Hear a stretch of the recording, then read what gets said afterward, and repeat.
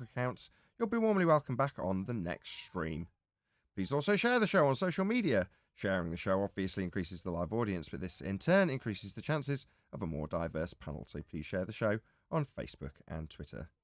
Now we are joined by the Adam Meakin, Eli, Neil, Brian's Logic, Refracted Curvature, 10th Man Rising, and a whole bunch of people in Discord. So welcome one and all. Morning, good morning. Hello. Hey. I've no idea how much my intro actually made it to the live audience. It's like there was at least a minute and a half delay before it actually connected. So I don't think we got much of my intro, but that's okay. That's how life goes sometimes. Any evidence of a physical geometric sphere edge? That's a horizon, formerly known as Earth curve. Well, Dave McKeegan at present is supposed to be supporting that claim. That guy, Dave McKeegan. Yeah, he's claiming that the world record long distance photograph, which was 275 miles from one mountain to another, proves the globe. But he doesn't need to deal with the geometric horizon that would have to be 117 miles away from the observer. What a clown. So, yeah, according to him, he can just make up stuff that isn't real about the sextant as a way of avoiding proving that the geometric horizon exists. When you say and he's pumping this out to his audience. Break it down a little bit further. What do you mean making stuff up about the sextant? You mean he's talking nonsense about the sextant he doesn't understand? Yeah, he's literally making stuff up on the spot to do with the sextant. Literally, in comments to me. I have an example. All right. He says that the sextant is a globe tool, the tool that utilizes a straight baseline. He says that is a globe tool. Well, he said much worse to me today. He said, but he said so much worse. Because I keep asking him for the evidence for this geometric horizon that he needs to claim all this refraction that he needs to make any claim about the long distance photograph. And all he wants to do is make stuff up about sextants. He won't support his geometric horizon claim. But he'll make stuff, literally, and I mean making stuff up to his audience. That's okay. I mean, it does seem like a trend. Hello. Hi, Owen. It does seem like a trend that if you're the biggest numpty globe-believing clown, anti-flat earther, and moreover, a heretic against your own globe belief, you'll be put to the front of the list in terms of YouTube algorithm. So in many ways, it doesn't disappoint me that the people who are promoted, this is the newest incarnation of a Simon Dan equivalent. Well, what is he? Well, he's just as dumb as Simon Dan. That's no bad thing. If the Simon Dan's marker. Go on, sorry. Maybe, but you know what I'm getting at. Go on. I think Arwen had something he wanted to actually interject with. Go on, Arwen. Clearly not. Go ahead, 10th. Yeah, if the sextant is a globe tool, then you would be using it from the surface that's curved. But the sextant is an angle measuring device, and it needs a straight baseline. So in their nautical almanac, all the measurements are occurring from the equatorial plane. So they purposely cut the globe that's curved in half to get a tangent plane. And they not only do that, but they draw a tangent plane on the curved surface at the eye level and call that the sensible horizon, which is a plane and a straight baseline. And then they use their part of their body that touches the surface of the earth as a tangent point and put another tangent line or plane there. Plane. So you got two tangent planes showing a parallel. And then they got the actual one where the measurement's being derived from, which is the center of the earth. But the sextant has never made a trip to the center of the earth. It's got to be done from a curved surface, and it can't work from a curved surface. So, I mean, that's very good. You've summarized celestial navigation beautifully in terms of the process in regards to how a globe would utilize it, right? The center of an equatorial plane depicted as being at the center of the sphere Earth, right? That's the plane that you'll use this angle measuring device with. That's all it is. I mean, yes, you have exceptionally summarized how it'll be used, but what is it? Well, he's saying it's a globe tool from what I've just surmised, from what you've told me, Brian. No, it's an angle measuring tool. Yeah, I mean, the last thing he said to me, one of the last things he said to me in a comment, just literally within 10 minutes ago, is the sextant doesn't know if it's on the sea or not. Sorry, the sextant just measures angles. That's all it does. Yeah, he's just literally making stuff up. That's what he's doing. Right, but this is. To his audience. I know you want to get into the wrangled angle with this Dave McKeegan guy, and I know we've covered him, but this was initially, and I'm going to stick by my guns when I said this, and I'm going to reiterate it now. This is why I don't want to get into the wrangle dangle with the clown shows that get promoted to the head of the algorithm on YouTube, because they are akin to your Simon Dan, your Dave McKeegan, these numpties. We shouldn't be dealing at this level. The type of level that says, it's a globe tool. What are you talking about? It's an angle measuring tool. When you tell us it doesn't know what surface it's on, no, it measures an angle, though. You can't do that on a globe. So it absolutely, without question, cannot work off a curved surface. That's how it functions as an angle measuring device. That's two straight lines meeting at a vertex. If you don't understand what an angle is, or if you don't understand what a triangle is, then there's no hope for you. If you think that these vertices are being intersected by bent lines, then you don't know what an angle is. You're stupid. That's not the level that we should be dealing with. It's moronic. Oh, but Nathan, No, I don't agree. you know, I don't want don't you to. know that all surveyors all used curved triangles? No, they didn't. They begged Remember? the question Yeah. of a curved Earth after they measured angles, including No, elevation angles. I don't want to talk about. I'm not looking to have a conversation about that guy. I just have to throw that in there because fair it was enough. so ridiculous. Because I just happened to be talking about the geometric horizon and with someone who's claiming it without showing up with any proof. Someone who was well known on YouTube. No, I get that, but well Yeah, known but on if YouTube. you're this measuring is an the bit- angle and the degrees don't add up to 180, well, then it has to be a curved triangle, right? I mean, it's not like you could have done the measurement Well, there aren't wrong. any curved triangles, right? It violates its own definition. It's nonsense. Anyway, just back to Brian with this Dave McKeegan guy. No, Dave McKeegan doesn't garner the respect of the masses through his excruciating attention to detail, as Quantum Eraser would put it, because he doesn't have any. He's just a clown. He's spouting nonsense because he thinks that just because he's got a vague idea that he's on a globe because he's been indoctrinated with it and the world is behind him in that faith, that he knows better than we do. Now, he doesn't. Now, explaining that it's frustrating to have to tell some numpty who's telling you how a sextant's a globe tool, that it's an angle measuring tool and that requires a horizontal baseline because it's a straight line. You shouldn't and you won't need to dumb yourself down to this level if you only address the people that are actually appealing to the masses. Because my suspicion is YouTube intentionally put the dumbest globe proponent forward to be promoted. That's how it seems. That's how it seemed when Dan was promoting. I'm like, my God, you're going to put the thickest person you can find to promote the globe? Like someone who we will be able to quote as saying you and your reference frames are ruined when it's a fundamental premise of Coriolis effect. Yeah, that's the kind of numpty that they're putting to the front of the queue. Good. Keep it up, YouTube. If you've got to promote the, approved content, then make a mockery of it.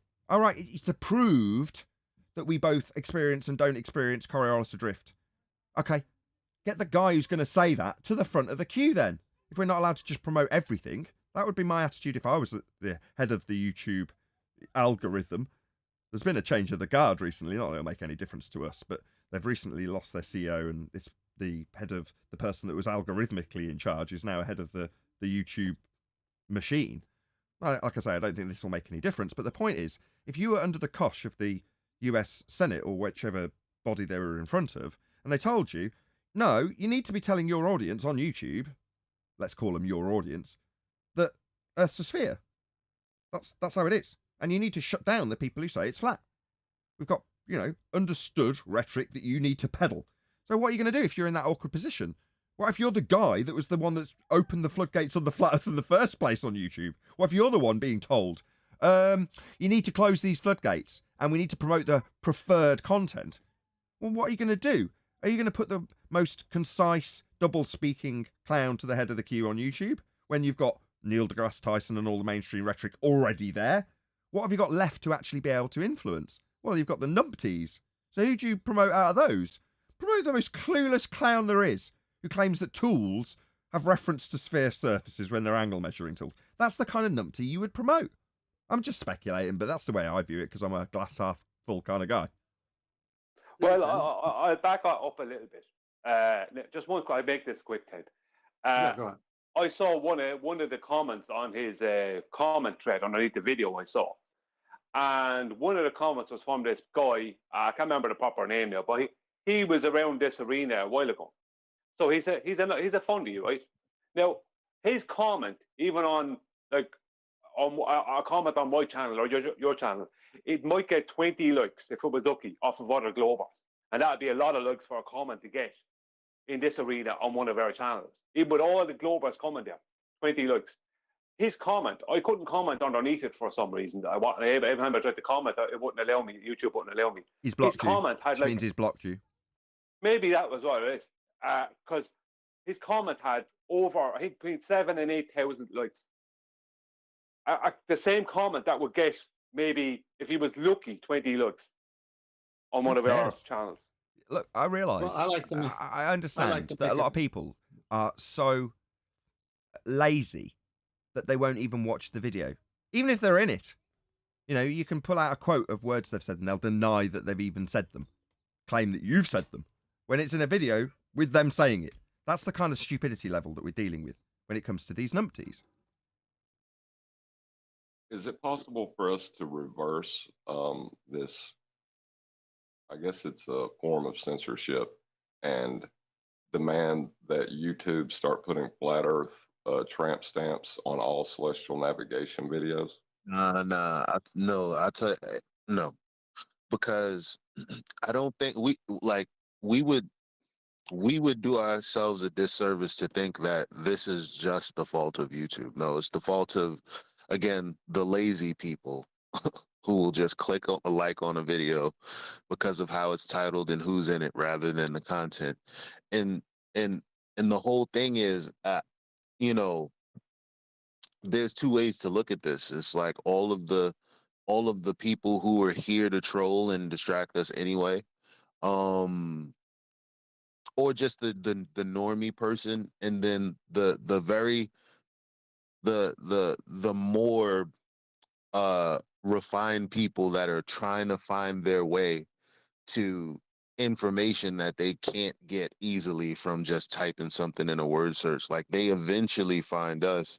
And I think that all that matters is when there's one extra subscriber. It's like, congratulations, man, and thank you. I appreciate you for being here, but congratulations to making it here. Not many people do. I think that's just the road that we have, but that's the road in anything good. We just need to keep cultivating that and not focus on all the negativity out there. No, I was. make- Hold on a sec. I wasn't Bloody hippie. talking about negativity. I was just saying that if you're going to apply a standard, it has to be applied fairly and evenly. Maybe. I don't know, saying, look, you've tied us up in shackles. And over there, they're doing, tie them up in shackles too. No, I don't know. no. I don't really like that. No. That's not what I'm saying. I'm saying that, you know, we're saying the same things that the celestial navigation people are saying. 10th is quoting them, but they haven't got the tramp stamp. I'm not saying punish them. I'm just saying, you know, that tramp stamp needs to be applied evenly. Maybe. I don't know. So, Either way, there is a before I remedy go- to this. The remedy to this is sharing the show. It's always been the same remedy ever since this started a couple of 3 years ago. Well, yeah, that's why I plead for people to share the show. Yeah, same goes with the support thing.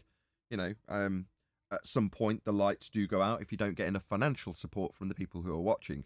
And I do. I'm very, very, very privileged in that regard, that on the occasions that I've stuck my hand out, it's been rewarded with people saying, yeah, we support you. We want you to keep the lights on, sometimes in a very literal way. So those are the ways to remedy it. You know, support what you like, or unfortunately it does genuinely go away. And share the show. That's all it takes. So if you're like, oh God, the censorship, you're just one guy connected to at least 100 others on Facebook, or one girl connected to at least probably 300. But you know what I'm getting at.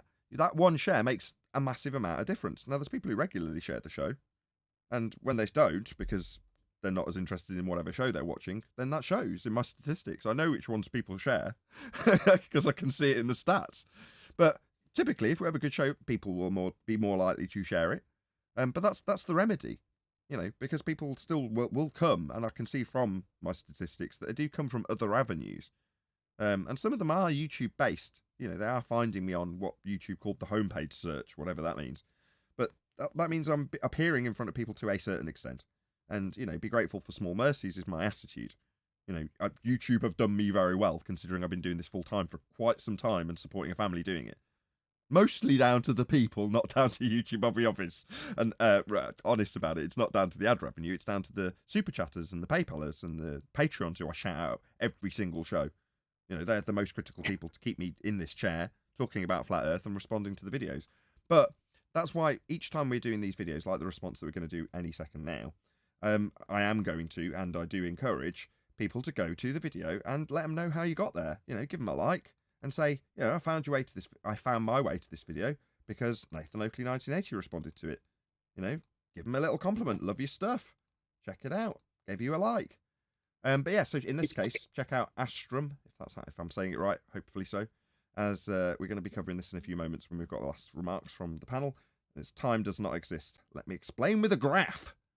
So we'll cover this in a minute. It's only a short video suggested by 10th Man. 16 minutes, that's not short. Right, wrap up. No, it's... Go on. Hold on, I got to think. Hang on, Neil. I got to go. I need to finish a statement before I go because I can't stay for the whole show.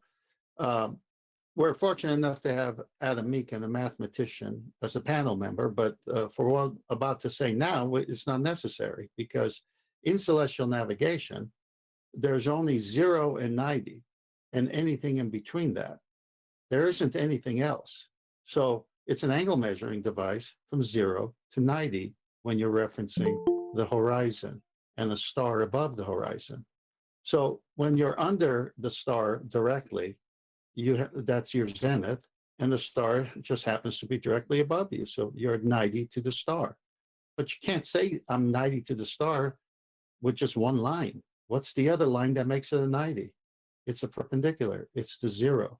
So the baseline always accompanies any angle with the sextant. So if you got a 50-degree angle of the sun over the horizon, you subtract that from 90. That leaves you 40. 40 times 60 nautical miles is 2,400 nautical miles. The zenith of the sun is to the zenith of the observer. There are no diverging zeniths when the only thing you're using is 0 to 90. As Brian has pointed out, to be on a globe, you would have to have diverging zeniths. And celestial navigation doesn't work with diverging zeniths. So it's sewn up, it's over. The sextant is not a globe tool. The sextant could only work from 0 to 90. Shh, don't say 90. This super chat is to help you stay in your chair.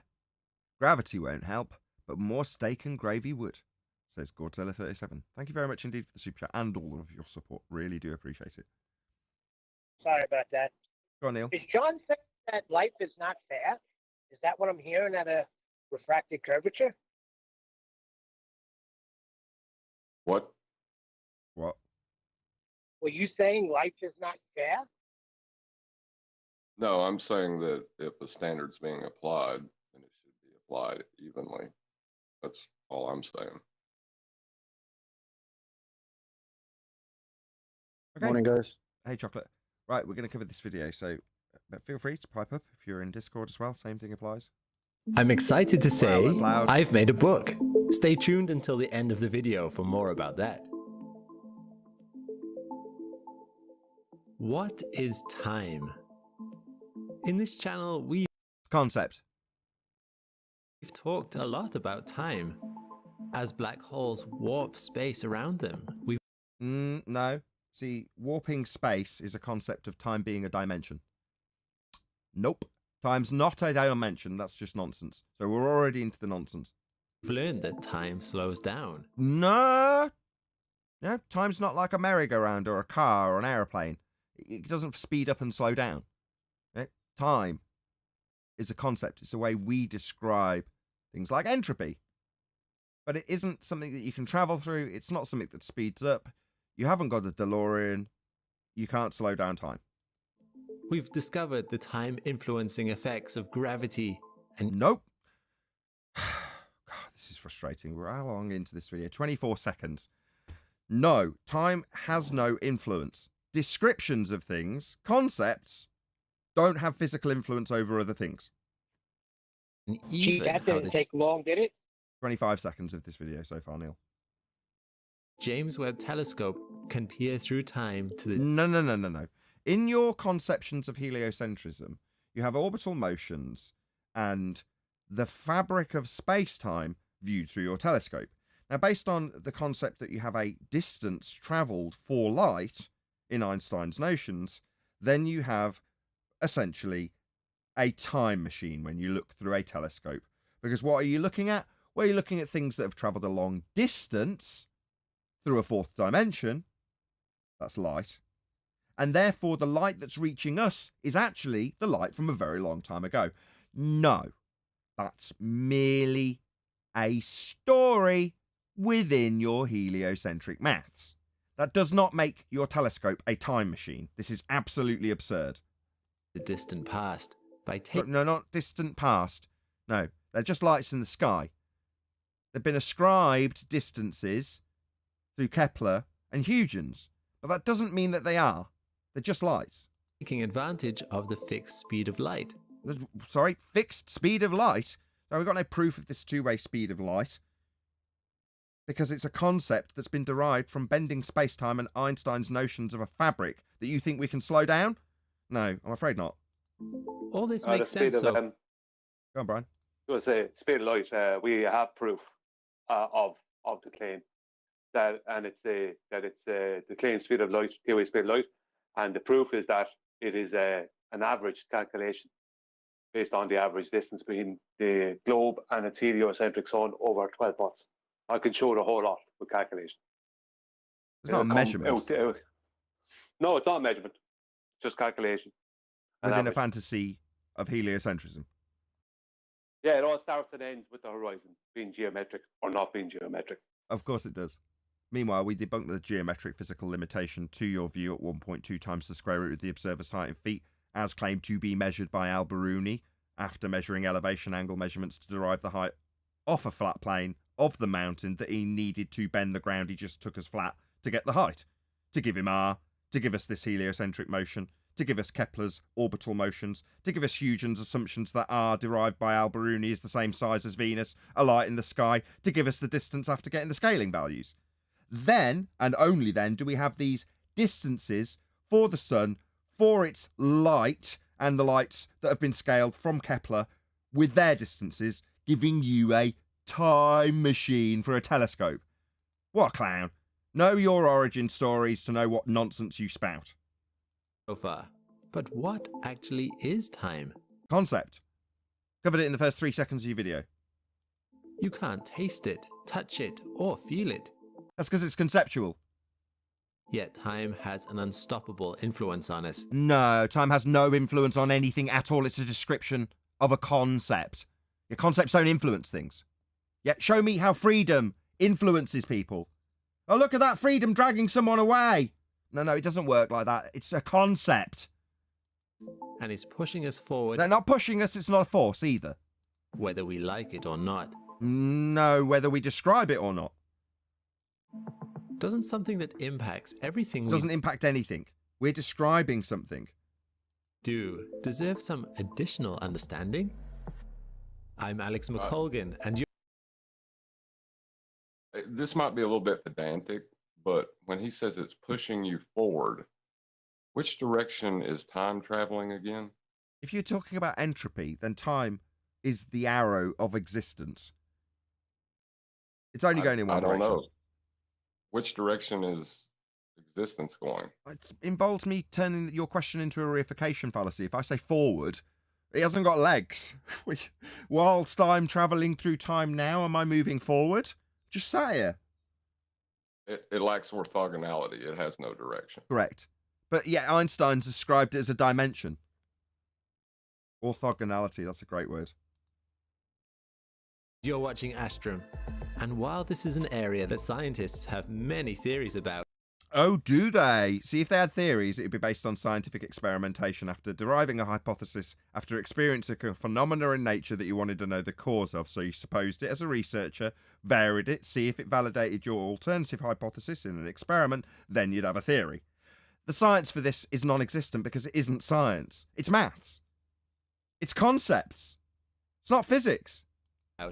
I'd like to share with you today one model that might help you understand Model?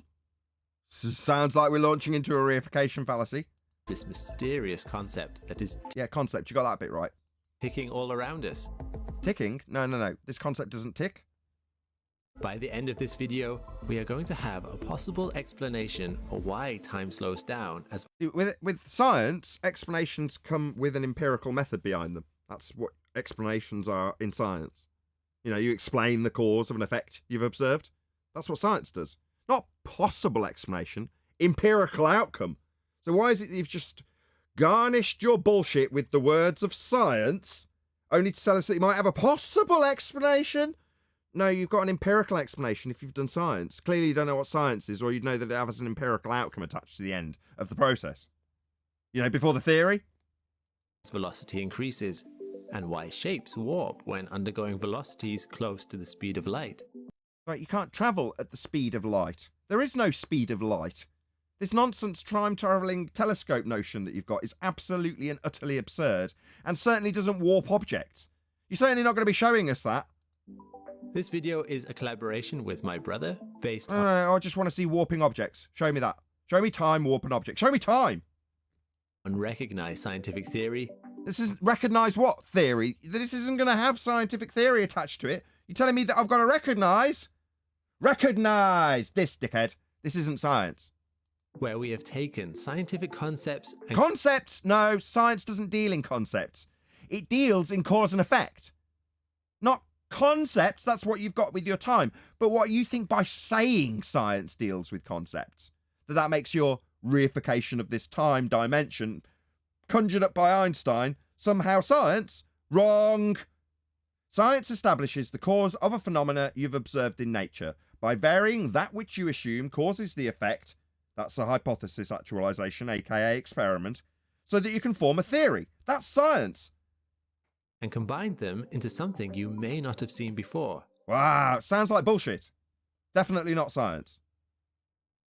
But before we get to that, But before we get to the total bullshit, we have to begin with one foundational idea. a foundational idea? Like, I don't like to build foundations upon ideas. Houses fall down that way.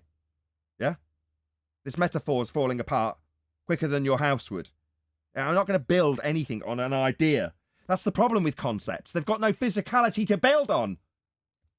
Time is actually another dimension. No, this has just been conjured in the mind's eye of Einstein. I already covered this. It's not a dimension. Show me it. Show me the dimension of time. Now, before you double Whoa. Is the chalkboard clock and this pocket watch a dimension?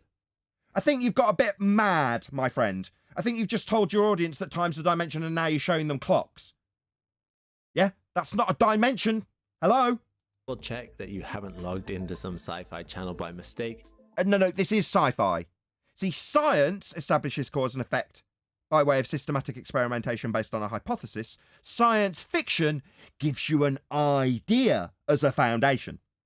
Yeah, so this is science fiction. When you tell your audience that you're showing them a dimension, then you show them a pocket watch. Let's discuss what I mean by dimensions. Why? We know what a dimension is. Length, breadth, depth, we're all familiar. While in popular culture, different dimensions are often described as parallel worlds that Are they? Sorry? In popular culture, we describe here ever parallel worlds? No, there are no parallel worlds. What the hell are you babbling about? You think there's another world running side by side with me and my world? Au contraire. No, this is just a stupid notion developed off the back of Einstein's and stupid notions of fourth dimensions that don't exist. Yeah, we've got all sorts of crazy batshit insane people who tell us about 11th dimensions. It's just nonsense. We haven't got a parallel universe running alongside us.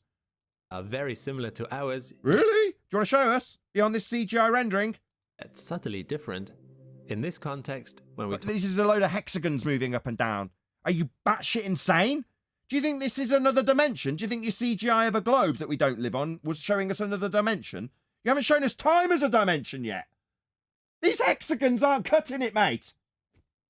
Who picked this, by the way? Great video. Talk of different dimensions, we are referring to the dimensions of space, as in Length, breadth, depth that we're all familiar with. dimensional space, or 3D space, which may be far more familiar to you. What, than one you haven't shown us yet? More familiar than the pocket watch of time dimensions? Not familiar with that one at all. You didn't show it us. This is by no means trivial though. 3D space is all around you. It is the around you. Profound. And is very relevant to our topic. Really? Given that it's space-time that you're not going to be showing us, I would say that it's devoid of any relevance. It's been hijacked and then incorporated to an Einsteinian concept of an extra dimension we never experienced called time. So no, it's got no connection to length, breadth and depth that we're all very familiar with. Let's begin by making sure we understand the 3Ds and the relationships between them before we add the fourth D. Sorry, we're going to add the fourth dimension. We're all very familiar with length, breadth and depth. You don't need to go through that. Let's see how much time he dedicates to length, breadth and depth and how familiar we are with things that are associated with that. And then how long he shows us time for. We'll see the demonstration of the dimension that we're unfamiliar with versus the one that we are.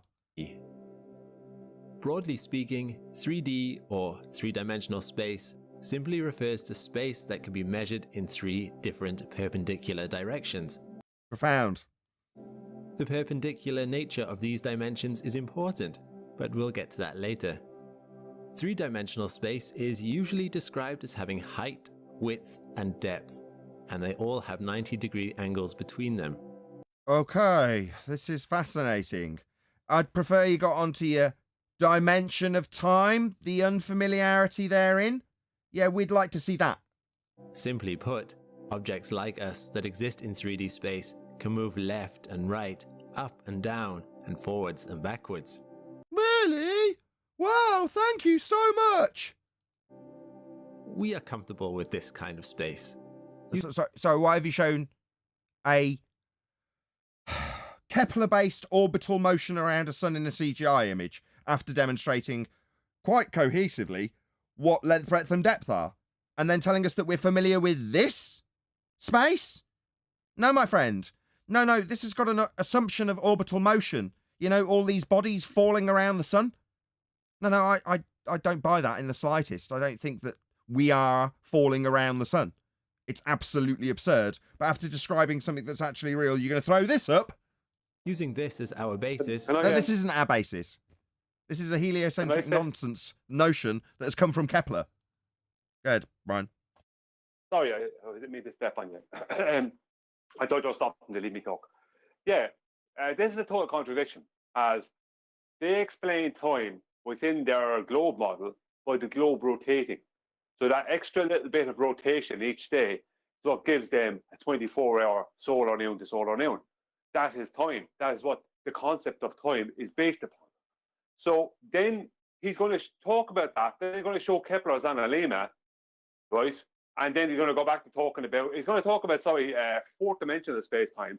Then go back to, then show Kepler's analemma, and then go on to talk about fourth dimension of space-time again, where the claim is that time moves at a different rate the further you are from the globe Earth, let's just say, as an example, within our model. But time on the globe Earth is based around a rotation that's a little bit more than sidereal, so that gives them a 24-hour solar noon to solar noon. That is where time comes from within their model. That's how they explain time, because that's all time is. The concept is based on solar noon to solar noon, 24-hour day. So where are they off to with their time moving at different rates when you leave the surface, and it moves faster or at a different rate as you rise into the sky?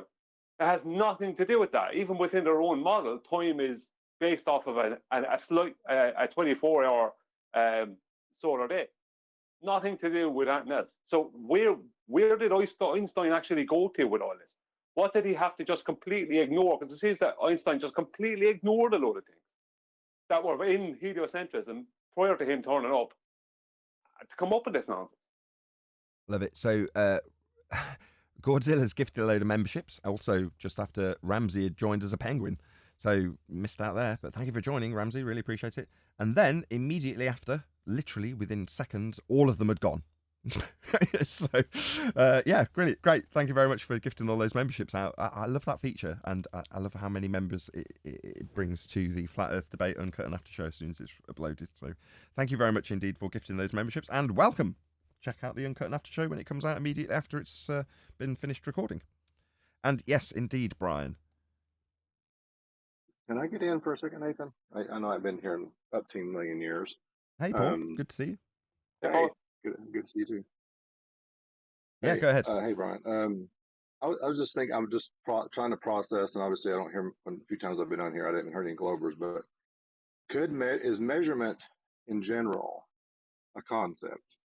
For example, I'm measuring point A to point B like I'm measuring a cabinet, you know, and it is a concept, but it's also a convention, right? Which means it's something it's in relationship to something else, right? I'm measuring from one point to another point. And of course, at that time, Jesse comes down here.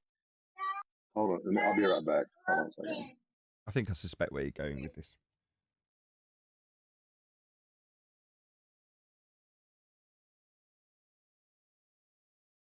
And now, the gallery. Well, it becomes a convention the moment you tie that concept to reality, right? That would be right. Okay, now I got a moment. Sorry, I may only have another few minutes, so I'm going to try to get this quick. So even time is a measurement of duration, right? So it is a concept too. You can say the 24-hour day is occurring, you know, from when the sun moves from solar noon, as Brian was saying, to come back to solar noon again. You're measuring 2 points of duration. Okay, they obviously decided to start the stream, and I was fine until I got on here. This is why I don't come on very much anymore. So time, in a sense, in that frame, it is a convention we all agree upon at some level, and it's a measurement of a duration or change that is occurring, and it is a convention because we can agree upon it. We can agree upon solar noon, or we can agree upon even some other means. We can even come up with a whole new way of measuring as long as we agree upon it. So now, and we do those things to try to quantify the world around us. It doesn't mean those things are the world, but we're trying to measure and see what's going on in the world. So in that sense, time, there is something that we're measuring, a duration when it comes to time.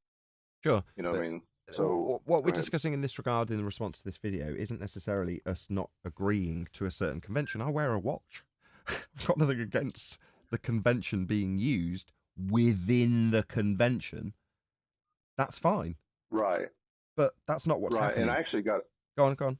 No, I get you. They reify the convention, making it that's reality. And I get where you're going. Precisely. It's working outside of the convention. Instead of the convention describing something that occurs in physical reality, you take the convention and describe how you interpret lights in the sky are physically occurring in reality based on the convention. No, you use the convention for what it's designed to do within the convention. So if you're using it, as Brian describes, from solar noon to solar noon as a duration, then that's fine. That's a convention that we can all agree upon. And you can see its origins, and you can see how it directly relates to your everyday life.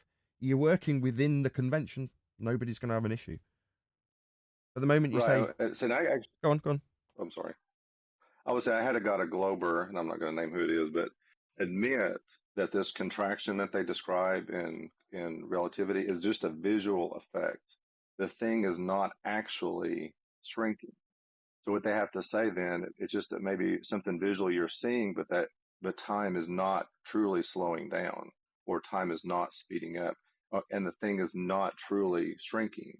It's just a visual effect that you're measuring. So, but that doesn't mean that things actually occurring that way. And I actually got a Glober to admit that. So sure. But when you use a bastardization of a convention, in this case time, to explain why that is happening with the light in the sky, again, you're working outside of the convention. And when you're ascribing cause to it, you're stepping into an arena that has an empirical method attached to it. So if you want to tell me what caused that to occur with the light in the sky, then you're talking about cause and effect reasoning. So you can put it through the scientific method. We've got a phenomena to study. You just got to suppose the cause, vary it, put it through the empirical method, do an experiment. Beyond that, I'm not going to take your reification of time, working outside of its convention, to give me a description of how lights are actually falling around each other because Kepler's giving you the maths for it. Anybody else? I have a question about time speeding up and slowing down. Hold on. Where's my DeLorean? We're actually filming this next week. We're on the Bahamas now. You may not realize. Go ahead, John. Right, but the speed of time, you know, whether it slows down or speeds up, what is speed? The speed of the distance over the time. It's a rate, not speed, is it? It's just a rate.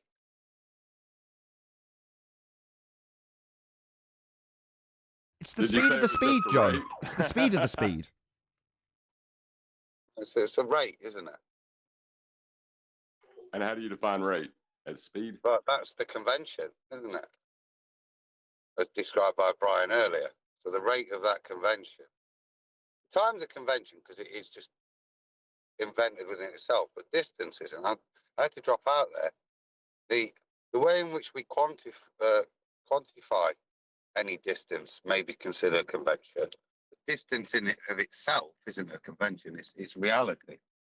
How we describe and quantify that distance is up to us within the convention. But that distance, irrespective of how we describe it, whether we call it centimeters, inches, and even though they'll all be different, the distance is actually the same, just the way in which we describe it. Reality is the same.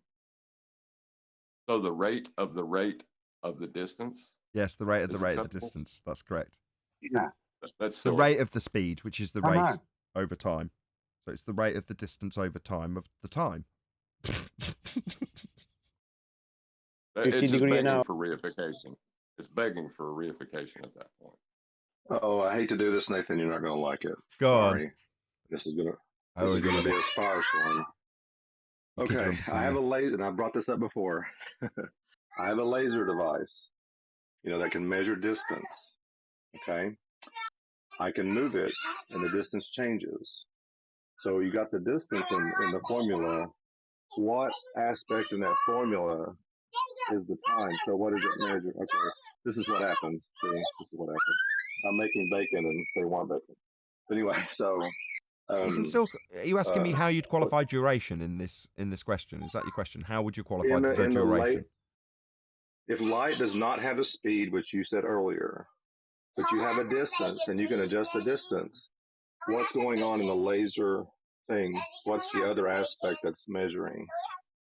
It's a good question. It's the same question I would ask about the delayed choice quantum eraser, because there's a qualification within it that's got a time-based qualification. The distance increases, therefore increasing the time of the journey from one to the next when you've got the prediction already, or the outcome already shown on one plate. Well, according to the methodology of the experiment, you've got a further distance to travel for the light that's been separated, right? In the beam splitter or whatever they call it. Well, therefore, so if time isn't actually consequential to the light, how can you say that it's got a delayed choice because it's got a longer distance? Well, isn't that delaying the amount of time it takes? Therefore, you've got a certain some form or another. The light has got a journey to take. What a mind bender. Is that, maybe that's not where you're going, but that's how I take what you were saying as a question for me. That's what I'm saying is that this. What I'm saying is that if there's not a rate of speed, even back to what of the light, then distance could not be factored. You know what I mean? So, like if I go a constant rate of speed in my vehicle, knowing that rate of speed, I can determine how far I can go in that rate of speed. So that's the same equation. So there has to be a rate of whatever you want to determine. If you want to be a rate of oscillation, a rate of whatever, but there is a rate between point of the one laser and to where it hits the wall. There has to be some rate involved in that. But hold on, that's fine. That's fine. I'm not saying you can't use speed because time's a concept, right? I'm saying that when you talk about the speed of time itself, is non sequitur. And then how are you measuring the time in the laser? Or are you just measuring return angles? Raise your hands in the chat if this just went over your pay grade. Well, the laser thing I have, and I'll take a picture of it. There's no angle involved necessarily. Here, I'll take a picture of it and I'll send it to you. I use it all the time. Where'd it go? Where did it go? That's probably up my toolbox. I'll be right back.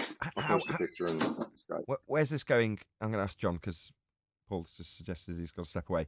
So what Paul's saying is, how can you qualify the distance if you've got, with light, something that's occurring instantly? How do you qualify a time? No, he said distance, didn't he? How do you qualify a distance factor in that? I think that's Who the his heck question. is Paul? Well, what if instead of it's actually measuring time, like is assumed in this, it's measuring a change in the light on the return signal. So that's what's giving you your distances. But based on how far it's traveled, right? Over a period. Right. The further it travels, the more the beam will separate. I'm going to have to take some time to wrap my head around that. Okay, we're going to get back to this video because we've gone way off the reservation with this, but it is a fascinating discussion, and we haven't actually gone off the reservation as it was directly linked to the conversation about this time nonsense in Einstein's rhetoric that's going to get snapped back into the room for every member of the audience. So, yeah, I'm going to suggest there's been a bit of a gap in between. If you feel so inclined, go and let this guy know. I found your wonderful material via Nathan Oakley 1980, who happened to do a response video. Love your stuff, left you a like. So there's a link going up now in the live stream public chat. So you can go and, like I say, just let them know. Nathan Oakley 1980 sent me. Love your work. And this channel is called Astrum. So yeah, check it out. And we will... I'm pressing the wrong button. There we go. Right, we're going to get crack on back with this video.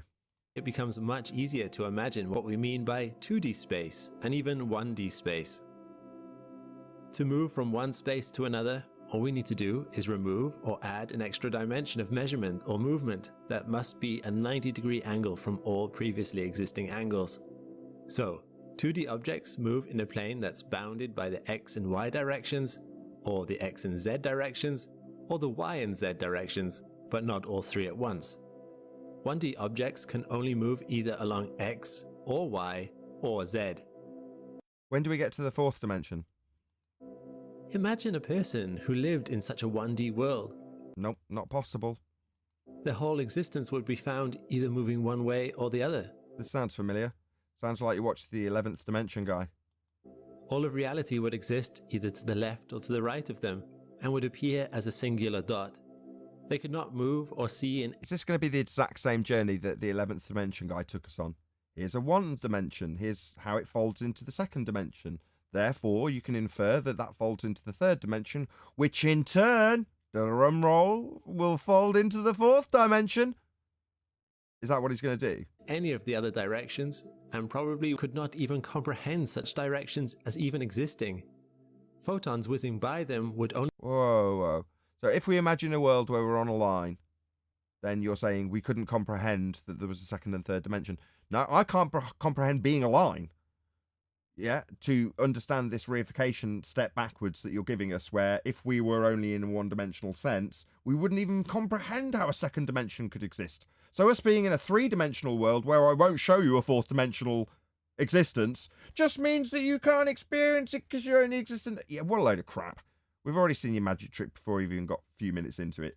only be visible if they entered the singular line that... No, so far, I think it was 2.5 minutes in that I said, how long will he spend till he gets to the actual time bit? So far, what, 1 minute 40-ish of not showing us the fourth dimension?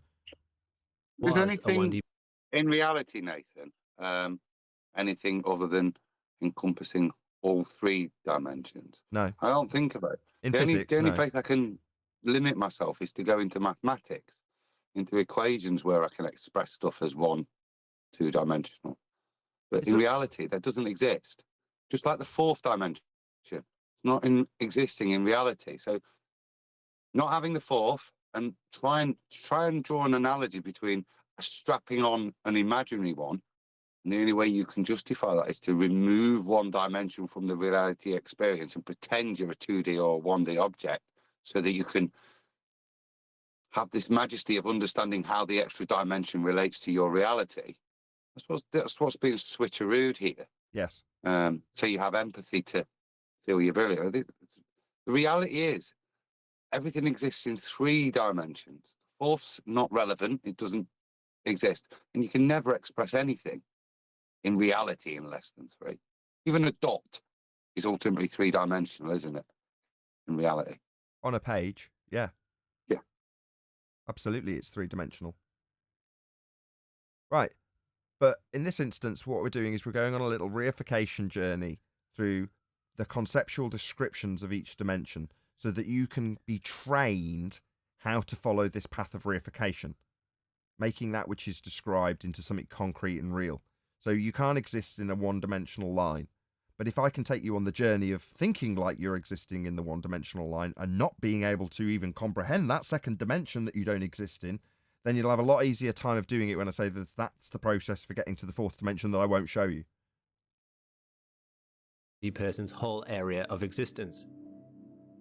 Now, adding extra directions of movement is what's needed to move things up from 1D to 2D to 3D. Yeah, we have actually seen this journey before, so we've gone on this exact same path with a channel called the 11th Dimension, I believe. So that's where this guy's going. He's probably got it from the same exact source. Sorry, we've got non-skippable lads, that's all. That's why I've got the small gap. We're back in the room. We can predict what we need to do if we were to jump to 4D. However, here we hit a snag.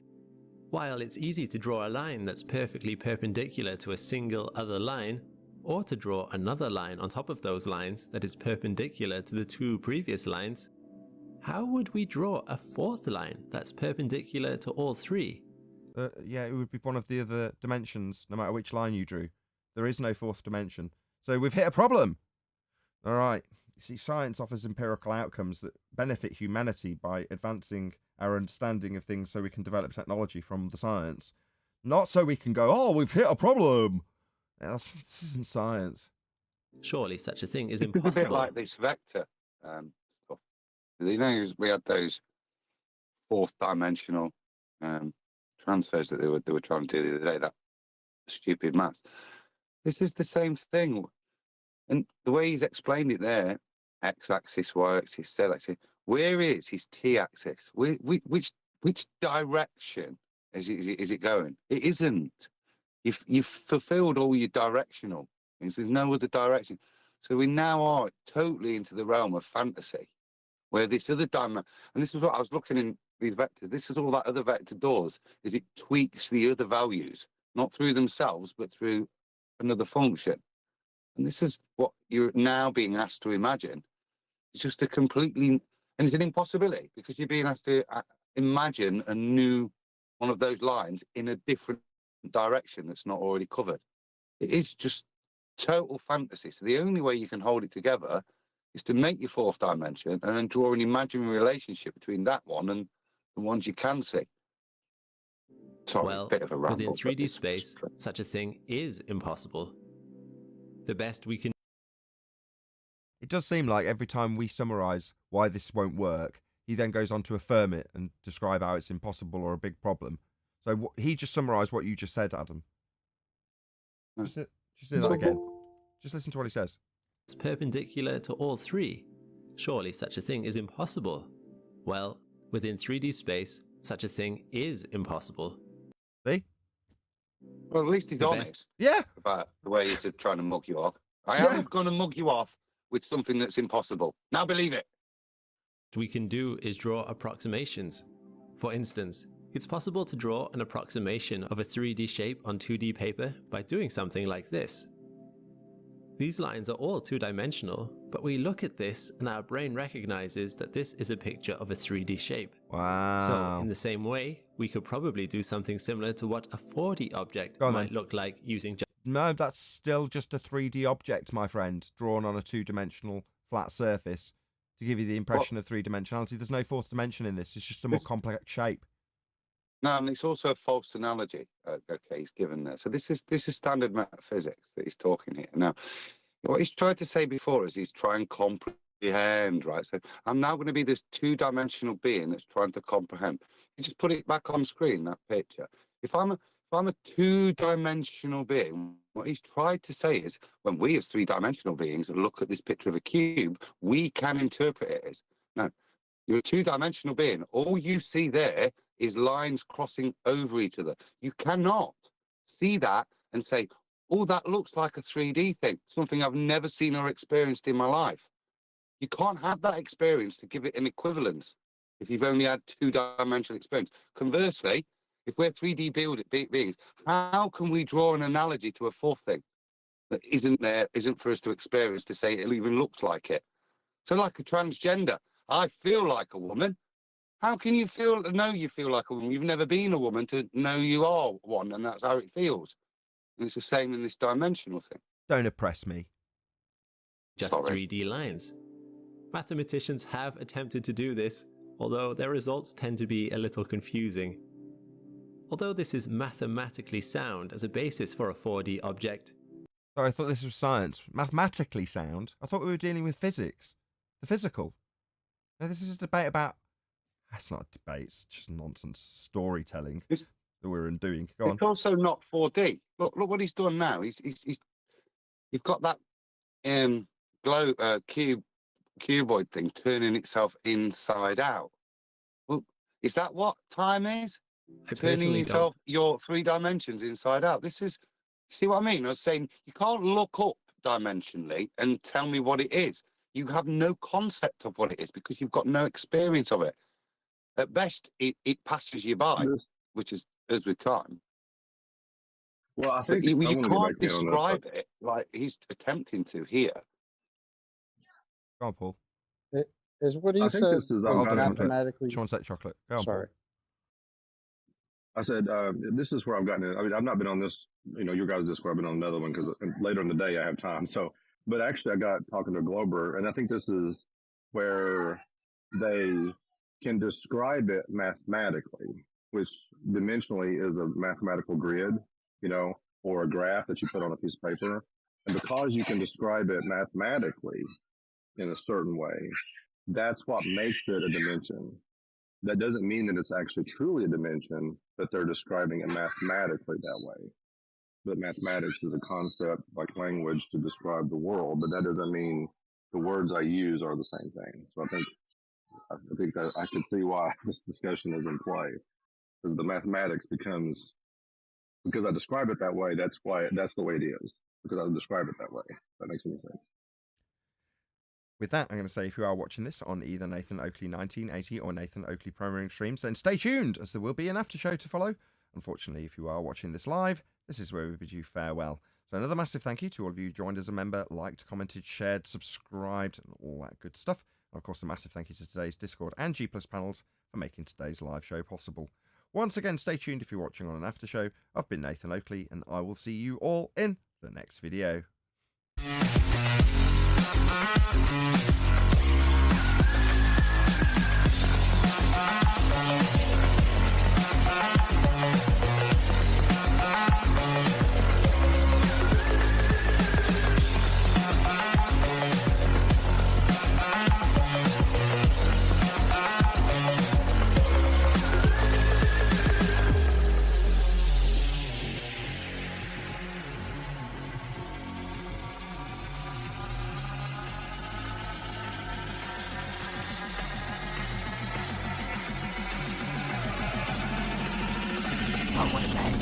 What a lovely day!